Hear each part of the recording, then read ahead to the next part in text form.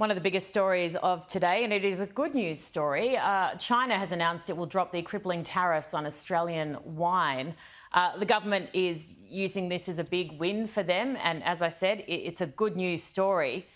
But I feel like in some ways we're forgetting the fact that when China did this, it was horrific, undeserved, unfair, and hurt so many people very, very much that we shouldn't suddenly be so grateful to the wonderful Chinese Communist Party for reversing it.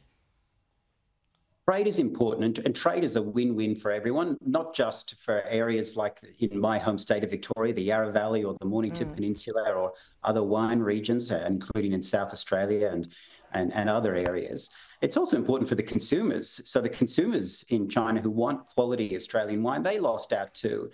And there should be processes to this. And I would have liked to have seen this continue to a hearing so that we would have had proper confirmation that this wasn't started by Australia. It wasn't Australia's fault. It was an arbitrary, capricious decision, and it should never have happened.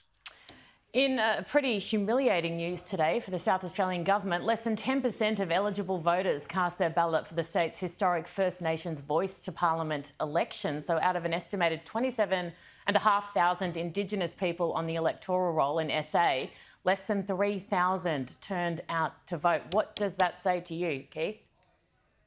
It says that governments need to listen to the electorate, that there is goodwill and good faith throughout Australia to improve the lives of Indigenous Australians. Everyone wants that. Every reasonable person wants that. There are exceptions, of course.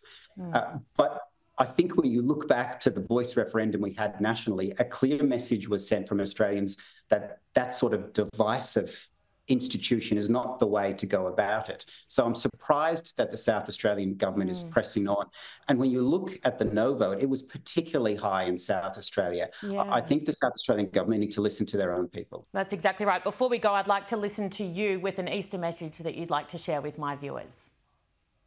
My message would be to give blood and give plasma. On Tuesday night, I had the great but very sad honour of speaking to a friend of mine, a veteran from Afghanistan, whose 5-year-old daughter died of leukemia. But she was bought extra time and extra Christmas because of the generosity of Australians who gave blood and plasma. 1 in 3 Australians will need blood, but only 1 in 30 will donate. So please make an appointment with Lifeblood Australia and give blood and plasma. Yeah, that's a tough one to hear, Keith. Thank you. It's very important. Really appreciate it.